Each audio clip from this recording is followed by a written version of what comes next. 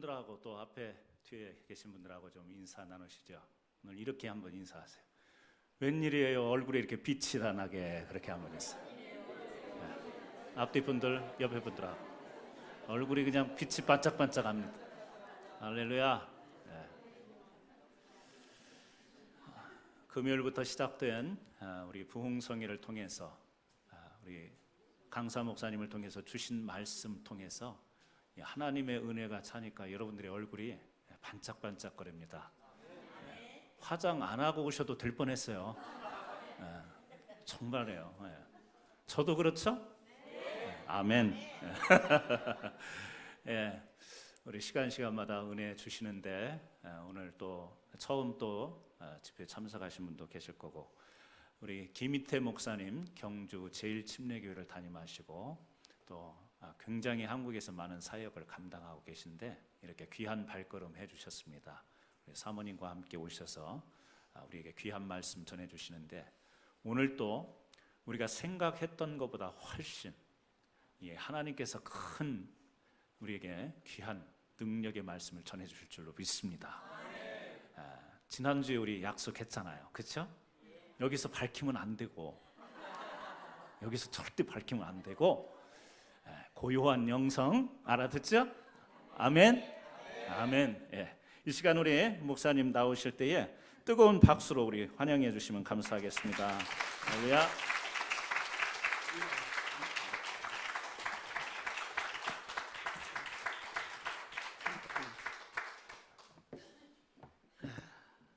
너무 감사하고요. 오늘은 이제 주일 예배이기 때문에 시간의 제약을 받게 되죠. 그래서 오후에 또 마지막 시간이 준비되어 있기 때문에 오늘은 좀 시간 잘 맞춰서 말씀을 좀 짧게 해보겠습니다. 해봐야 되지만 하여튼 짧게 해보겠습니다. 그래서 여러분이 아마 설교를 좀 짧게 했더라면 훨씬 더 은혜를 받았을 텐데 제가 짧게를 못해요. 길게는 잘하는데. 그래서 여러분이 오늘도 주일 낮 예배니까 또 오늘 통역을 또 이렇게 하신다고 하는데 아마 통역하기가 힘들 겁니다. 원고는 제가 드렸지만은 그 원고대로 할 수가 없어요, 설교는. 그래서 여러분이 통역은 통역이고 또 말씀은 말씀이고, 그래서 이중적으로 은혜를 받을 줄로 믿습니다. 기도하십시다. 하나님 아버지, 저희들을 사랑하시고 또 하나님 은혜 가운데 거하게 하셔서 오늘도 구원받은 감격과 기쁨을 가지고 주님 앞에 나왔습니다.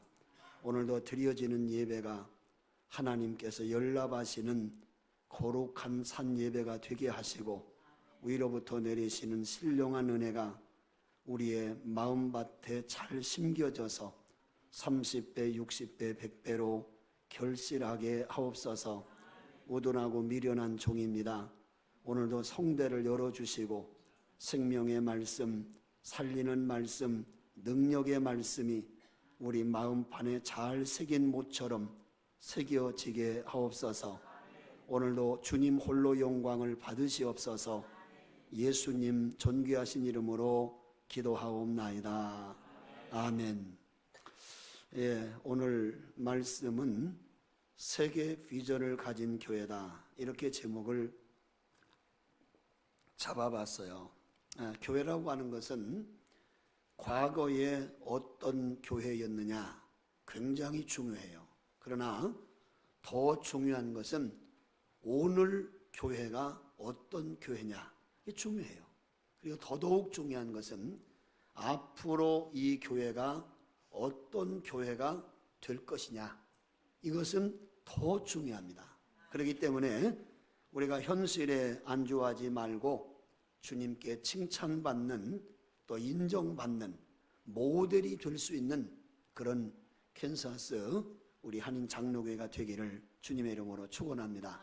자, 오늘 이 본문의 말씀은 이방 전도의 전초 기초가 된, 그러니까 이방에 세워진 최초의 교회 이야기예요. 예루살렘 교회가 이제 성령의 충만한 역사를 통해서 120명으로 시작이 됐잖아요. 그리고 그 예루살렘 교회가 이제는 3,000명으로 5,000명으로 수만 명으로 붐이 이루어졌어요. 근데 이 예루살렘 교회가 그게 그냥 안주하고 전혀 새로운 세계에 대해서 복음이 증거되지 않을 때에 스데반 집사님의 순교를 기점으로 해서 엄청난 핍박이 예루살렘 교회에 가해집니다. 이래서 이 사람들이 더 이상 예루살렘 교회에 머물 수가 없어서 주변 이방 도시로 막 흩어져 나가기 시작했어요.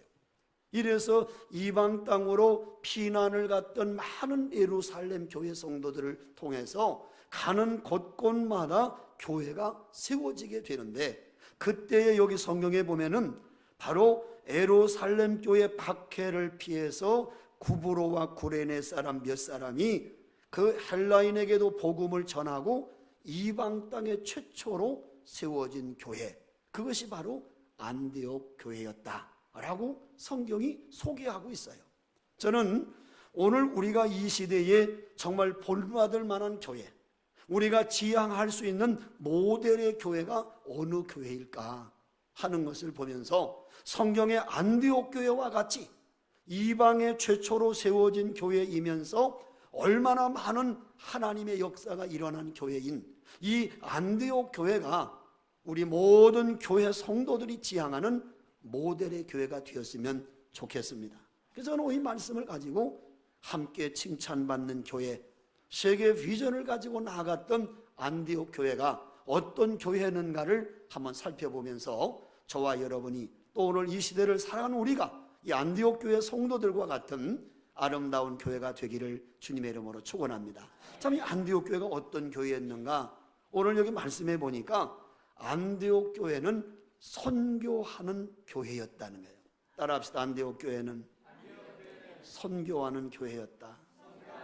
예, 우리가 이 13장을 읽지 않았는데 오늘 13장의 말씀에 보면 13장 2절 3절에 보면은 최초의 선교사를 파송한 교회가 안디옥 교회예요. 자, 말씀 2절 말씀 보세요. 자, 사도행전 13장 2절입니다.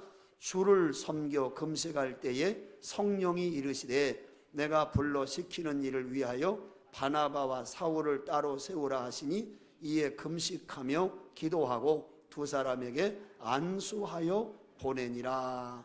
거기에 사도행전 13장 2절 3절이 바나바와 바울을 안수해서 최초로 선교사를 파송한 교회, 여기가 어디냐면 안디옥 교회였다는 거예요.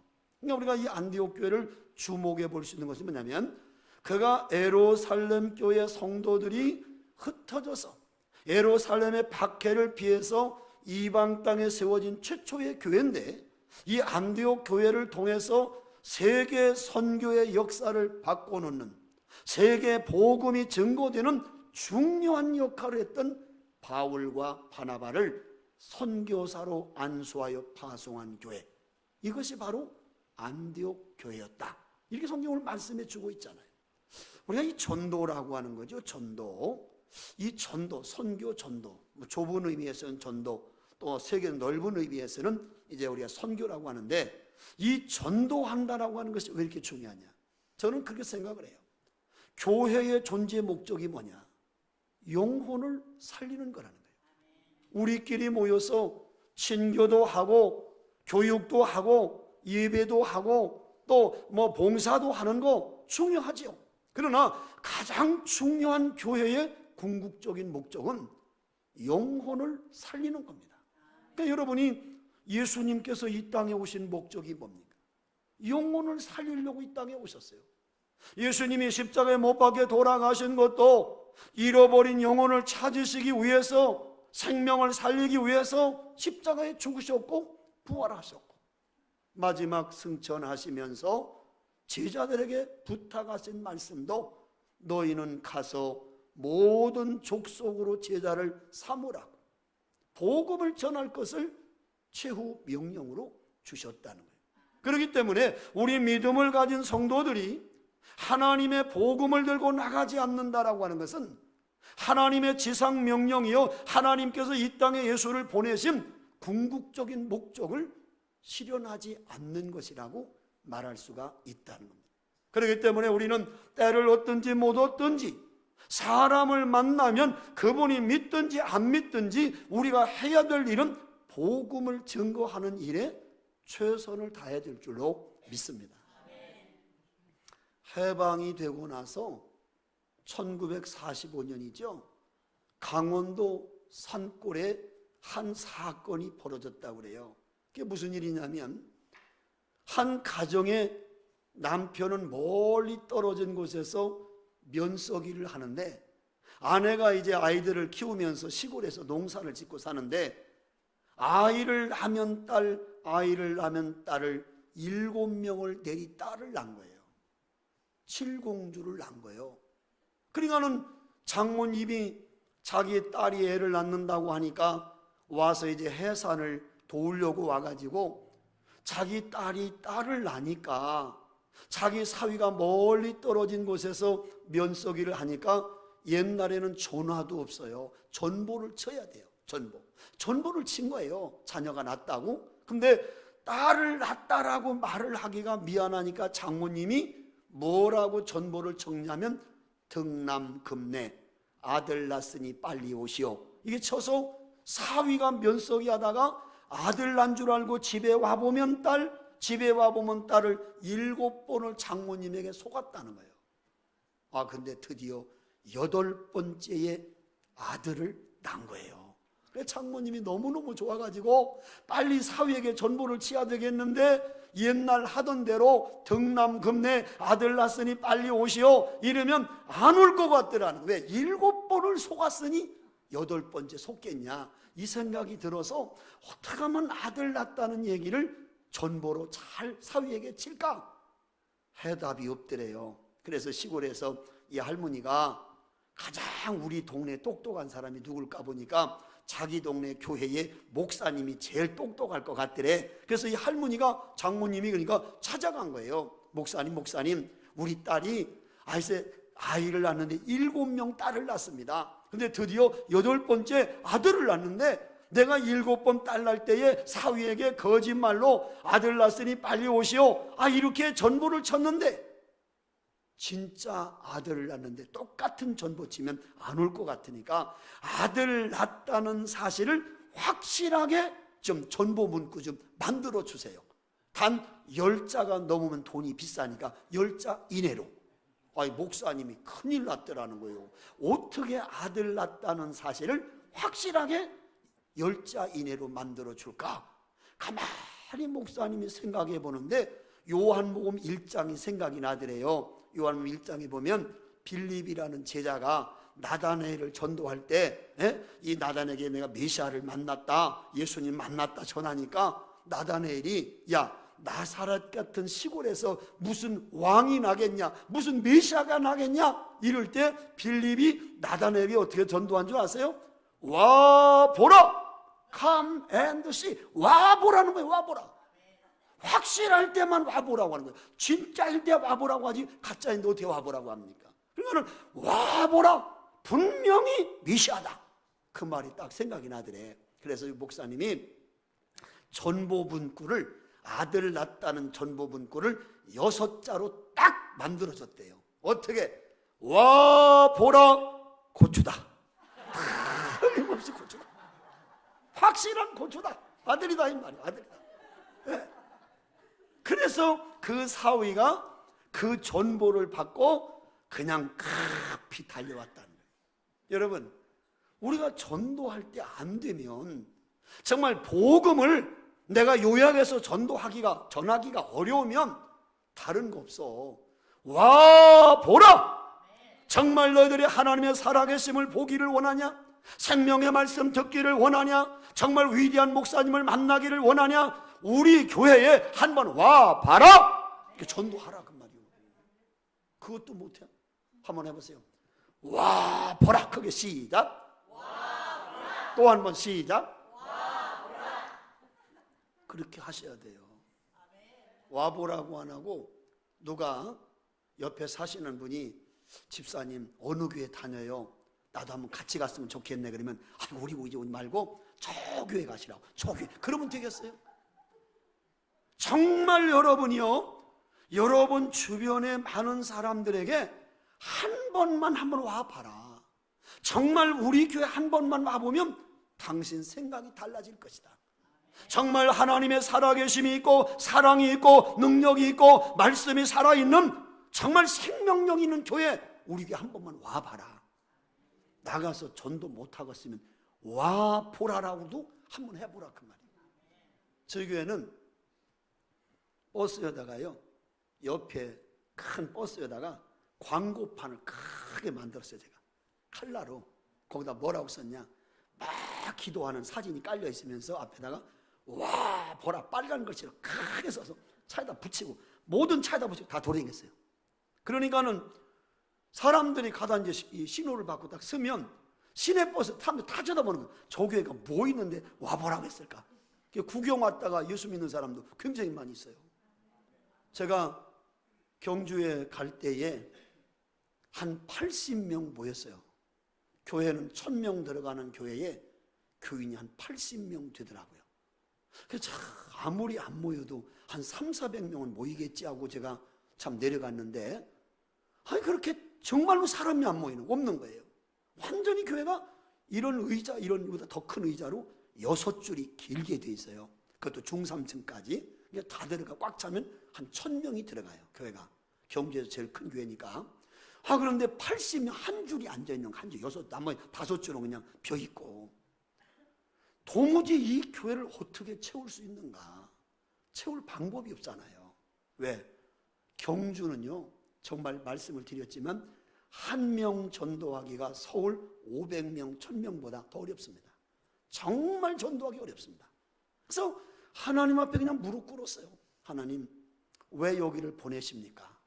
제가 경주 안 가려고 대전에서도 교회를 2개씩이나 제가 만들어서 하고 있었는데, 청년부만 300명씩 모이는데 내가 굳이 그 시골의 경주에 왜 갑니까? 하나님. 하나님이 사모와 저가 철야 기도하는 가운데 환상을 통해서 보여주셨어요. 내가 만약에 하나님의 명령에 순종하지 않으면 내 생명을 거두겠다. 그 환상을 보고 말씀을 듣는 순간 두 손 딱 들고 내려간 겁니다. 제가 경주에 아는 사람이 없어요. 경주는 또 더구나 장로교회야 90%가 장로교회예요. 침례교나 다른 교단은 그저 한두 개씩 맛보기로 있어요. 맛배기로. 그런 어려운 지역이에요. 그러니까 침례교회에 가서 목회한다는 것은 정말 더 어렵습니다. 근데 가라는 거야. 하나님 가라. 그래서 순종하고 내려갔어요. 대전이 제가 30년을 살았어요. 대전에서. 그 전에 자라는 과정에서는 또 시골에서 살았다가 대전 나와 30년 살았고, 대전에 가면 충남대학교와 한남대학교라고 하는 두 대학이 제일 큰 대학이 있어요. 종합대학이. 그 한남대학교의 학생만 16,000명이에요. 아주 큰 종합대학입니다. 그 대학교의 총장님이 제 친형님이에요. 제 형님은 장로교 통합적 장로입니다. 그리고 그 대학에서만 교수를 43년째 하셨고, 총장이 돼서 4년간 하시고 연임되셔서 지금 6년차 대전에 있는 한남대학교 총장님으로 계신 김형태 장로님이세요. 아마 내년 내후년이면 이제 은퇴를 하시는데 지금 68세입니다. 그러니까 그 형님이 이제 그 대전에 이제 그렇게 오랫동안 계시고 형제밖에 아니니까 저는 대전을 떠나려고 하지 않았어요. 서울에서도 초청을 많이 와도 서울의 강남에 있는 6,000명 교회에서 청빙을 해도 제가 안 간다고 그랬어요. 난 대전에서 목회하고 마친다. 또 청년부만 하나만 봐도 한 300명씩 출석하니까 그 청년들이 나와서 주일 예배 때 뮤지컬도 하고요. 아주 보통 자랑이 안 했어요. 청년이 많으니까 굉장히 교회가 왕성하더라고요. 이렇게. 그러니까 뭐 실내악도 수십 명씩 됐고 뭐 300명이 움직이니까 어른들은 가만히 있어도 다 움직였어요. 청년들이. 그만큼 활력과 비전이 있는 교회였어요. 근데 하나님이 놓고 가라는 거예요. 전부 전도해서 30~40명 모이던 교회 가서 10년 동안 그렇게 큰 교회를 2개를 만들어서 3,000명 교회를 지으려고 하는 상황에 IMF가 터져서 멈추고 있는 상황인 98년도에 하나님이 내려가라는 거예요. 여러분 같으면 가겠습니까? 40여 명 모이는 교회에 부임해서 11년 동안에 교회를 그렇게 주목받는 교회로 1성전, 2성전 2개 교회를 만들어서 3,000명 교회를 지려고 하는 그런 교회를 놔두고 80명 모이는 시골 교회로 가라고 할 때 가고 싶은 마음이 있겠냐 그 말이. 인간적으로 안 가려고 그랬어요. 우리 아이들이 중학생에서 그때 안 간다는 거예요. 아빠 안 간, 아빠만 가래요. 자기들 방 하나 얻어주고 안 간다는 거예요. 그러나 다 데리고 갔어요. 그리고 가보니까 그런 상황이에요. 하나님, 저를 여기 왜 보내셨습니까? 하나님이 하십시오. 그리고 그 다음부터 기도회를 시작하기 시작했어요. 내 힘으로는 할 수 없어서, 내 능력으로는 할 수 없어서, 더구나 이 장로교만 있는 이 지역에, 더더구나 그렇게 강팍한 이 도시에 침례교 가지고 어떻게 목회를 합니까? 하나님이 가라 하셨으니 하나님이 하십시오. 금요일 날 4시간, 5시간씩 교인들을 데려놓고 기도회를 시작했어요. 그리고 금요일뿐만 아니라 밤에는 겟세마네 기도회로 또 기도를 시작했어요. 왜? 기도밖에 승부할 게 없더라고. 너무 강팍하니까, 너무 우상이 많으니까. 그렇게 하나님 앞에 부르짖고 나가서 했어요. 목숨 걸고 전했어요. 예수 믿으라, 예수 믿으라. 미친놈처럼 가서 전했어요. 하나님이 그 열정과 그 열심을 보시고 나를 불쌍히 여기셔서 98년도 10월 18일 날 부임하고 한 달 만에 미국 집회를 또 왔어요. 왜? 이미 1년 전에 마쳤으니까, 대전에 있을 때 마쳤기 때문에 집회를 왔다 98년도는 그냥 넘어갔어. 99년 1년 동안에 얼마가 부흥된 줄 아십니까? 전도에서 200명이 들어왔어요. 200명. 아멘. 한 사람만 복 받을지어다. 아니 우리 교회가 그 어려운 경주 땅에서 1년에 200명 전도했다는데 뭐가 기분 나쁩니까? 할렐루야. 여러분은 이 캔사스에서 전도하면 되고 우리는 경주 가서 전도하면 되잖아요. 할렐루야. 그러니까 그렇게 하나님이 절대 교회 부흥은 사람이 하는 게 아닙니다. 목사가 하는 게 아닙니다. 여러분 성도들이 하나님 앞에 바로 기도하고 바로 서면 하나님이 사람을 붙이신다니까. 거기에 그때 어떻게 제가 한 줄 아세요? 잘 들어보세요. 제가 그 얘기 하려고 지금 얘기 나온 거예요. 전도할 때 어떻게 했냐면 명절 때가 되면 그 톨게이트 있잖아요. 고속도로 입구 거기에 나가가지고 고향 찾아가는 사람들에게 주보하고 설교 팁을 다 나눠줬어요. 잘 다녀오시라고 주면서. 그러면 7시간 8시간 차를 몰고 고향을 가야 되니까 명절에 얼마나 고속도로가 정체됩니까? 그러니까 이게 뭔가 궁금하니까 그걸 틀어보는 거라. 그 틀어보다가 예수 믿는 사람이 또 나와요. 또 어떻게 했냐? 한 달에 500개 이상씩 설교 테이프를 아파트에 새벽 예배 마치고 아파트에 출근한 사람들이 또 나눠주는 거. 설교 테이프를 막 가서 들으시라고. 아멘 좀 해보시라니까. 예. 그렇게 가서 열심히 전도하고 테이프 나눠주고 주보 가지고 가고 우리 교회에서 만드는 전도지 가지고 또 나가고. 그냥 부흥되는 일은 절대 없습니다. 세상에 공짜는 없어요. 누군가가 희생하고 투자하고 헌신할 때 열매가 맺혀지는 거지. 심지어 어떤 일까지 했냐면 교회가 이제 1년에 200명이 들어오니까 1년 만에, 그러니까 80명에다가 200명이 들어오니까 1년 한 300명이 돼버려서 교회가 중형교회가 돼버린 거예요. 그곳에서는. 하면 300명이 되길래 제가 그랬어요. 앞으로 한 2개월 동안은 자가용을 갖고 교회를 오지 마라.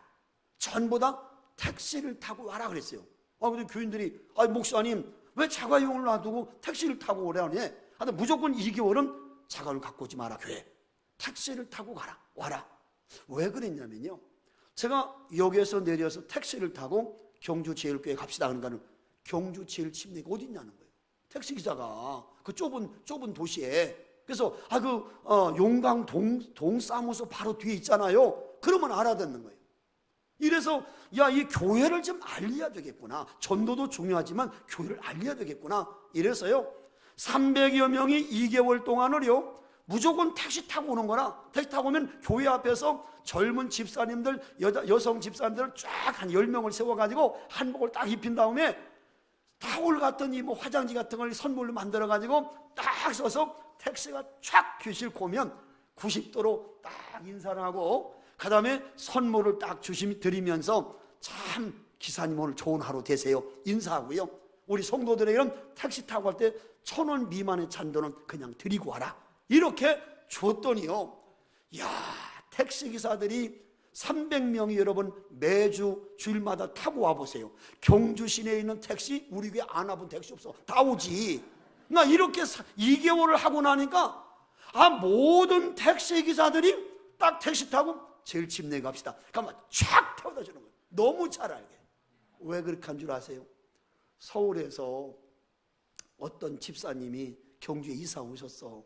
이사 오시면 어느 교회가 존재를 모르잖아. 250개 교회 중에. 그러면 누가 정보통이요? 택시기사가 정보통이요. 홍보대사요. 택시 딱 타고 기사님 경주에서 제일 좋은 교회가 어디입니까? 그럼 어디 태워다 주겠어? 어디 태워다 주고 인사하고 선물 주고 잔돈 안 받는 제일 칩내게 휙 태워다 주겠지. 아멘 좀 하시라니까. 내가 그렇게까지 한 사람이요, 한 사람의 영혼이라도 끌어들이려고. 그냥 되는 일이 없어 세상에. 또 어떤 일을 했냐, 그 일을 하고 난 다음에 우리 교인들에게 하루에 10통씩 114 전화를 걸어서 안내양이 받거든. 제일 침례교회가 몇 번입니까? 물어라.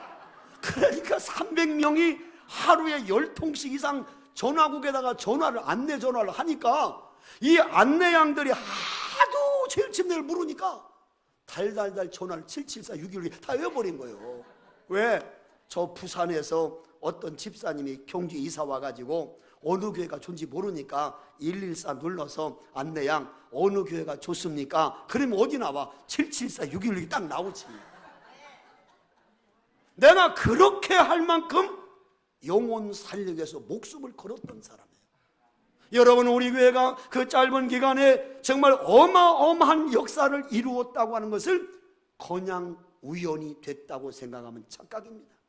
정말 생명을 걸었어요. 이 경주 복음화를 위해서, 이 죽어가는 영혼을 살리기 위해서. 우상 숭배자들, 그냥 불교에 찌들어버린 이 민족을 어떻게 하면 살릴까? 그 외에도 수없는, 누가 이사 오면 여전도회가 다 가서 차로 제공해주고, 남선교에서 가가지고 이삿짐 날려주고, 그리고 교회를 데리고 오고. 여러분, 교회 부흥이 가만히 앉아서 하늘에서 뚝 떨어집니까? 천만의 말씀이에요. 여러분 한 사람 한 사람이 영혼을 사랑하는 마음, 잃어버린 한 사람의 영혼을 찾겠다고 하는 간절한 마음으로 나가서 복음을 전하고, 예수를 전하고, 교회를 소개하고, 목사님을 소개하고, 아멘 아멘 아멘 아멘 아멘, 그렇게 할 때 하나님의 역사가 일어난다 그 말이에요.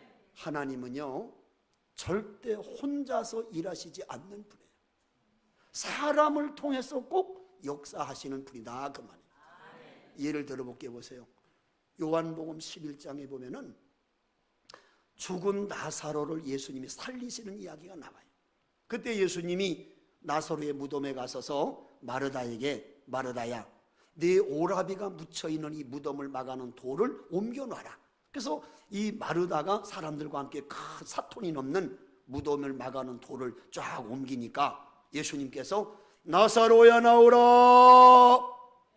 여러분 아멘 안 하니까 안 나오잖아요. 참 갈 때까지 속썩내내가. 다시 한 번 합니다. 나사로의 죽은 무덤을 향해서 예수님이 나사로야 나오라. 그러니까 나사로가 삼배에 감긴 채로 나오니까 주님이 뭐라고 말씀하냐면 가서 풀어놓아 다니게 하라. 이렇게 요한복음 11장에 되어 있어요. 생각해 보세요. 자, 나사로가 죽은 무덤에 막아놓은 돌을 예수님이 안 옮겨놔도 사람이 옮겨놓을 수 있어요. 살아난 나사로의 감긴 세마포 옷을 예수님이 안 풀어놔도 사람이 풀어놓을 수 있어요. 그러나 죽은 나사로를 살리는 일은 예수님밖에 할 수 없다는 거예요. 믿으십니까? 똑같아요. 하나님의 교회도 우리가 아무것도 하지 않고 하나님 이루어 주세요, 이렇게 해결해 주세요, 하나님 역사하지 않습니다. 그러나 내가 할 수 있는 최선을 다해서, 인간이 할 수 있는 모든 방법, 인간이 할 수 있는 노력, 인간이 할 수 있는 수고, 이걸 내가 최선을 다해서 할 때 그 사람을 통해 하나님이 역사가 일어난다 그 말이에요. 교회 부흥은 하나님이 하시는 겁니다. 단지 우리는 그 하나님 말씀을 믿고 나가서 전하고 가서 기도하고 목사님을 중심으로 고물 없는 인절미같이 온 성도가 하나가 되어서 나가면 하나님이 부흥은 자동적으로 되는 거예요. 믿으십니까? 그래서 전도하는 안디옥 교회처럼 우리 킨사스 한인 장로교회도 전도에 열정이 있기를 주의 이름으로 축원합니다. 두 번째로는 이 안디옥 교회는 구제의 모범을 보인 교회였어요. 자, 성경의 말씀 보니까 오늘 27절 말씀 보세요. 그때에 선지자들이 예루살렘에서 안디옥에 이르니 그 중에 아가보라는 한 사람이 일어나 성령으로 말하되 천하의 큰 흉년이 들리라 하더니 글라우디오 때에 그렇게 되니라. 제자들이 각각 그 힘대로 유대에 사는 형제들에게 부조를 보내기로 작정하고 이를 실행하여 바나바와 사울의 손으로 장로들에게 보내니라. 이게 무슨 얘기냐면 아가보라고 하는 선지자가 예언을 한 거예요. 앞으로 이 팔레스타인 지역에 엄청난 흉년이 올 것이다. 예언한 대로 오늘 성경에 보니까 로마의 글라우디오 황제 때에 그런 흉년이 엄청나게 예루살렘 지역을 덮쳤다는 거예요. 이 소식을 들은 안디옥 교회 성도들이 모여서 의논하는 거예요. 우리가 살기가 어렵고 힘들고 고난이 많지만 그러나 모교회인 예루살렘 교회가 이렇게 흉년으로 인해서 많은 사람이 죽어가고 어려움을 당한다고 하니 우리가 부조를 좀 보내자, 구제헌금을 좀 보내자. 이래서 어려운 가운데 있는 이 안디옥 교회 성도들이 조금씩 많은 헌금을 모아서 그것을 구제헌금으로 예루살렘 교회의 장로를 통해서 보냈다 하는 얘기가 오늘 여기 기록되고 있어요. 여러분, 교회라고 하는 것은 우리끼리 우리만 잘 먹고 우리만 사랑하고 우리만 서로 형제 자매되고 그러면 안 돼요. 그러면 교회가 아닙니다. 우리가 세상 사람들이 왜 교회를 지탄한 줄 아십니까? 왜 교회를 욕한 줄 아십니까? 예수 믿는 사람들이 자기들끼리는 참 좋은데 믿지 않는 세상에 대해서 관심이 없다는 거예요. 우리는 세상을 향하여 나팔을 불어야 되듯이 내가 살아가는 이 사회를 책임져야 될 영적인 우리의 책임이 있음을 아셔야 돼요. 성경의 에스겔서 33장에 보면은 내가 너를 이스라엘의 파수꾼으로 세웠다고 에스겔에게 말한 것처럼 오늘 이 시대에 세상에 효과하는 영혼들을 살리시기 위해서 그들을 사랑하고 섬기는 삶의 현장이 사회잖아요. 우리가 하나님 사랑한다? 하나님 사랑한다. 그게 뭡니까? 제가 얼마 전에 동영상을 보니까 미국의 한 대형 교회 10,000명이 모이는 교회래요. 그 교회에 새로 목사님이 부임을 하시게 된 거예요. 이 주일날 오늘 예를 들어 오늘 부임하시는데 이제 10,000명이나 모이는 미국의 대형 교회니까 이제 뭐 기대한 거예요. 우리 교회 새로 부임하신 목사님이 어떤 목사님일까 하고 막 온 성도들이 기대에 부풀어서 딱 예배를 드렸는데 그 교회 문 얼마 앞에 한 노숙자가 앉아가지고 계속 구걸을 하는 거예요. 도와주시라고. 근데 사람들이 10,000여 명의 교인이 교회를 들어가면서 그 노숙자 앞을 지나가면서 도와달라는 노숙자에게 딱 3사람만이 관심을 갖고 돈 몇 푼을 던지고 가더라는 거예요.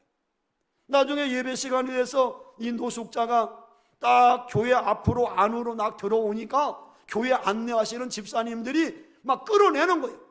여기 앞에 앉으면 어떡하냐, 당신같이 냄새난 사람 저 뒤에 가라고 내보내려고 예배 드린다고 하니까 제일 끌어내가지고 앞에 있는 사람을 끌어내가지고 제일 뒷자리에 앉혀놓은 거예요. 예배가 다 진행되는데 광고 시간에 오늘 우리 교회에 새로 부임하시는 목사님을 소개하겠습니다. 아무개 목사님 나오세요. 그러니까 그 노숙자 목사님이 뒤에서 뚜벅뚜벅 담임 목사로 걸어 나오는 거예요. 그걸 보는 순간 1,000만여 명의 성도들이 경악을 금치 못했다는 거예요. 왜? 방금 교회 올 때 교회 문 앞에서 구걸하는 저 노숙자에게 우리가 관심도 두지 않고 도와달라는 그 사람에게 아무도 그 10,000여 명 중에 3사람만이 관심을 두고 돌아왔는데 그분이 자기 교회 담임 목사인 줄 누가 알았겠어요? 그 더럽고 냄새나는 몸 그대로 강단에 올라와서 그분이 설교한 첫 번째 설교가 마태복음 25장 31절 이하에 예수님께서 마지막 양과 염소를 가르시면서 말씀하신 내용. 그래서 저주받을 자들, 멸망받을 자들에게 주님이 그렇게 말씀하잖아요. 내가 목마를 때 마실 걸 주지 않았고, 내가 배고플 때 먹을 걸 주지 않았고, 내가 감옥에 갇혔을 때 너희들은 찾아오지 않았고, 내가 외로울 때 위로해 주지 않았으니 영원히 멸망할 곳으로 돌아가라. 그러니까 그 많은 사람들이 주님, 우리가 언제 주님께 그렇게 했습니까? 이때 주님 하시는 말씀, 이 작은 자 한 사람에게 하지 아니한 것이 곧 내게 하지 아니한 것이라. 그 설교를 했다는 거예요. 동영상이 떠 있습니다. 지금 미국의 노숙자가 된 목사, 이런 제목으로 나와 있어요. 인터넷에. 싫어합니다. 그게 여러분 사는 이 나라에 일어난 사건이에요. 여러분, 오늘 우리가 사랑을 외치면서 많은 세상 사람들에게 정말 사랑이 있는 것으로 우리가 표현하면서 얼마만큼 여러분은 사랑을 실천하고 있습니까? 어려운 사람들, 목마른 사람, 배고픈 사람, 나의 사랑의 도움을 원하는 사람들에게 얼마나 여러분은 관심을 갖고 있습니까? 강도 만난 사람을 바라보면서 지나가는 제사장처럼, 레위인처럼 여러분은 무관심하고 살아가지 않습니까? 오늘 안디옥 교회는 이렇게 어려움에 처한 예루살렘 교회를 향하여 자기들도 힘들고 어렵지만 구제 헌금을 모아서 보낼 만큼 그들은 하나님의 사랑을 실천한 진정한 그리스도인이었음을 성경이 가르치고 있다는 것입니다. 오늘 여러분의 삶에 이 안디옥 교회와 같이 정말 세상을 향해서 그리스도의 사랑을 실천하는, 그래서 어려운 사람들을 외면하지 않는, 아마 그 교회가 그것 때문에 그날 다 통곡이 벌어졌다라고 인터넷에 나와 있더라. 전 성도가 통곡했다는 거예요. 왜? 당신들이 과연 사랑이 있는가? 그 목사님 다 떨어진 옷, 냄새나 옷을 입은 그대로 강단에 와 설교를 한 거예요. 노숙자 모습 그대로 올라와서. 그때 모든 성도들이 다 통곡했다. 우리가 얼마나 위선자인가. 바리새인처럼 대접의 겉은 깨끗한데 안은 쓰레기가 가득한 것처럼, 회칠한 무덤처럼 겉은 하얀하게 회칠해놓고 안에는 썩은 시체가 있는 것처럼, 외형적으로는 거룩한데, 외형적으로는 사랑을 말하는데 그의 마음 중심은 하나님과는 전혀 상관이 없는, 주님을 결국 배척하는 사람과 같은 인생을 살고 있지 않았느냐는 거예요. 오늘 우리가 사랑하고 있습니까? 내 이웃에 헐벗고 굶주리고 죽어가는 사람을 정말 예수의 심정을 가지고 찾아가서 도와주신 적이 있습니까? 구제해 보셨습니까? 아니면 이기적이고 나 중심적인, 개인주의적인, 나만 잘 되면 되고, 내 자식만 잘 되면 되고, 내 삶만 잘 되면 되고, 당신은 죽든 살든 관심 없다, 이런 무관심의 죄로 살고 있지 않느냐는 거예요. 오늘 안디옥 교회와 같이 구제의 모범이 되는 교회가 되기를 주의 이름으로 축원합니다. 성경은 분명히 말하잖아요. 신명기 15장 11절에 보면은 땅에는 언제든지 가난한 자가 그치지 아니하겠으므로 내가 내게 명령하이르노니 너는 반드시 내 땅 안에 네 형제 중 곤란한 자와 궁핍한 자에게 내 손을 펼지니라, 그렇게 말씀해요. 또 잠언 11장 25절에 보면 구제를 좋아하는 자는 풍족해질 것이요 남을 윤택하게 하는 자는 윤택하여 지리라고.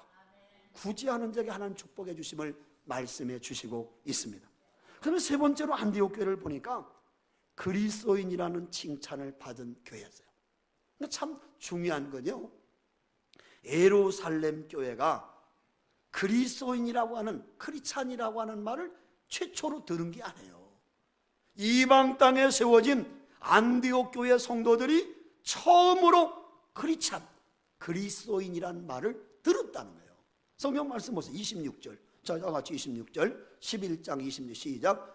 만남에 안디옥에 데리고 와서 둘이 교회에서 1년간 모여 있어 큰 무리를 가르쳤고 제자들이 안디옥에서 비로소 그리스도인이라 일컬음을 받게 되었더라라고 되어 있어요. 그러니까 최초에 그리스도인이란 말을 들은 교회가 안디옥 교회 성도들이었다는 거예요. 여러분, 그리스도인, 영어로 크리스찬, 크리스찬이라는 말은 복합어입니다. 크라이스트 플러스 IAN이라고 하는 전미사가 붙어서 크리스찬이란 단어가 나온 거예요. 근데 뭐 크라이스트는 뭐 예수님이나 다 알지만 이 IAN이라고 하는 라틴어인데 이 IAN이라는 말을 라틴어를 해석하면 뭐냐면 무엇에 속해 있다 그런 뜻이에요. 그러니까 그리스도인이라는 말은 예수님께 속한 사람들, 예수님처럼 사는 사람들, 예수님처럼 같이 예수님과 구별할 수 없는 그렇게 삶의 모습이 똑같은 사람들, 이런 뜻이 크리스찬이라는 뜻입니다. 다시 말하면 이 안디옥 교회 사람들이 얼마나 예수님처럼 삶을 살았으면 안 믿는 세상 사람들이 야, 저 안디옥 교회 교인들 보면 꼭 예수님처럼 산다. 그래서 그리스도인이라는 말을 처음 했다는 거예요. 오늘 여러분 사람들이 보면서 야, 정말 당신은 예수님같이 사네요. 정말 예수님같이 행동하네요. 정말 당신을 보니까 예수님을 보는 것 같네요. 이렇게 말을 합니까? 그렇게 말을 하냐 그 말이에요. 여러분이 예수님처럼 살고 있습니까?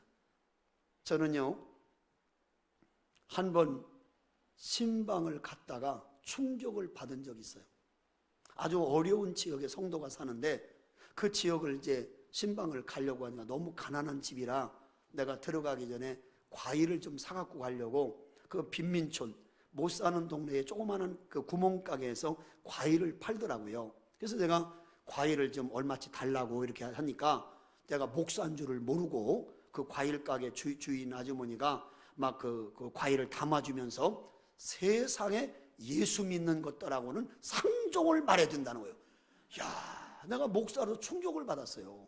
예수 믿는 것들하고는 상종을 말해야 된대, 이 가게 주인이. 그래서 내가 아니 왜 예수 믿는 사람들이 뭐 잘못했나요? 그러니까요, 이 과일 가게 하는 이 아주머니가 뭐라고 얘기하냐면 과일을 이제 자기들이 조그만한 게 이제 도매에서 이제 과일을 사다가 한 상자를 사다가 쏟아놓고 그걸 이제 소매로 파는데 그 한 상자를 쏟아놓으면 거기에 벌레 먹은 것도 나오고 상처가 난 과일들이 있대요. 그러면 여러 개를 사갈 때 같이 끼워줘서 팔아야 믿지지 않는데 예수 믿지 않는 사람들은 그냥 벌레 먹은 거 한 10개 사갈 때 하나 껴줘도 아무 소리 않고 갖고 간대. 그런데 예수 믿는 사람들은 다 골라놓은대. 아줌마 여기 벌레 먹었어요, 여기 상처 났어요, 다 빼놓는다는 거예요. 그러면 그것만 남으면 나중에 팔아먹을 수가 없이 적자가 난다는 거예요. 그러면서 예수 믿는 것들하고 상종을 못하겠다고. 내가 그 얘기를 듣고요, 그 다음 주일날 와서 제가 거기하고 뭐 우리 교회는 멀리 떨어져 있지만 내가 광고를 했어요. 여러분, 앞으로 과일 가게 가서 과일을 살 때는 벌레 먹고 상처 난 것이 더 맛있습니다. 그러니까 그걸 골라줄 때 주인 아줌마한테 좋은 거 주지 말고 좋은 건 딴 사람 파시고 그 벌레 먹은 거 나한테 달라고, 먹는 건 문제 없으니까 그 달라고 하면서 꼭 얘기하라. 아무개 교회 교인입니다, 이 말을 해라. 그 전도가 되잖아 그게. 왜?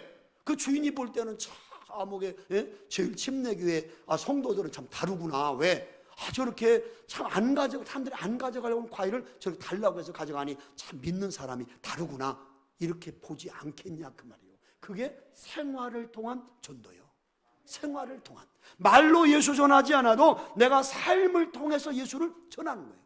또 뭐라고 가르쳤냐면, 되게 아파트에 살면서, 한국은 아파트 살잖아요. 아파트 살면서 짜장면을 잘 시켜다 먹어요. 짜장면, 중국집 짜장면 시켜다 먹으면 짜장이 배달이 싹 오잖아요. 오면은 이제 갔다가 짜장면 먹고 나면 짜장이 새카맣게 남아. 근데 대부분 어떻게 하냐, 신문지에다가 짜장 잔뜩 있는 그릇을 딱 덮어가지고 문 앞에 내놔. 그럼 빨리 가져가 닦으면 괜찮은데 바빠서 이 짜장면 배달하서 늦게 오면 이틀쯤 지나면 짜장이 다 붙어가지고 굳어가지고 닦아지지를 안 해. 그렇게 하지 말고 짜장면을 맛있게 먹은 다음 주방에 가서 퐁퐁 한 방울 떨어뜨려가지고 반짝반짝 닦아가지고 깨끗한 그릇을 밖에다 내놓으면 짜장면 배달한 사람 딱 와보니까 딴 집은 막 신문에다가 막 짜장 더덕더덕 붙은 거, 젓갈을 딱 부들어가서 넣는 거 갖고 가는데 깨끗하게 닦아놓은 반짝반짝한 접시가 딱 나왔을 때 그걸 딱 들고 야, 이 집은 다르네 하고 그 아파트 문을 쳐다보는 순간 교패가 딱 붙어서 제일 침례교회 성도의 집. 그럼 뭐라고 생각하세요? 야, 경주 제일 침례교회 다니는 사람들은 다르구나. 이렇게 짜장면 그릇도 반짝반짝 닦아놓는구나. 그러면 간접 전도가 되는 거예요 그게. 이해가 됩니까? 내가 보통 머리가 좋은 사람이 아니에요. 얼마나 성도들 하나하나를, 왜? 정말 예수 믿는 사람이 세상에 나가서 조롱거리 되지 말라. 왜? 여러분이 욕을 먹으면 누가 욕을 먹는 거예요? 하나님이 욕을 먹고 주님이 욕을 먹는 거예요. 여러분 자녀가 잘못돼서 죄 짓고 범죄하면 누가 욕을 먹습니까? 여러분 부모가 욕을 먹습니다. 왜? 아무개 애를 잘못 길러서 답만 그렇게 얘기합니다. 오늘 여러분의 삶이 정말 세상 속에서 그리스도인, 크리스찬, 내가 예수님처럼 사는 사람, 말과 행동이 일치하는 사람, 이게 안디옥 교회 성도들의 모습이었다는 거예요. 나는 그런 사람들이 여러분이 되기를 소망합니다. 마지막 네 번째, 안디옥 교회는 어떤 교회냐? 여기 보니까 협력과 조화로 연합된 교회였대요. 이게 무슨 말이냐면 다양한 사람들이 교회 안에 있는데 완전히 하모니를 이루었다는 거예요. 그 다양한 사람들이 하나가 됐다는 거예요. 아멘 좀 해보세요. 아니 내가 설교를 아무리 못해도 좀 해줘 보세요. 할렐루야. 나는 성경만 얘기하지 내 얘기는 안 하잖아요. 그러니까 아멘을 하셔야지. 믿습니까? 자 보세요. 이래서 오늘 여기 보니까 13장 1절을 보세요. 안디옥 교회에 선지자들과 교사들이 있으니 곧 바나바와 니게르라 하는 시므온과 구레네 사람 루기오와 분봉왕 헤롯의 젖동생 마나엔과 및 사울이라.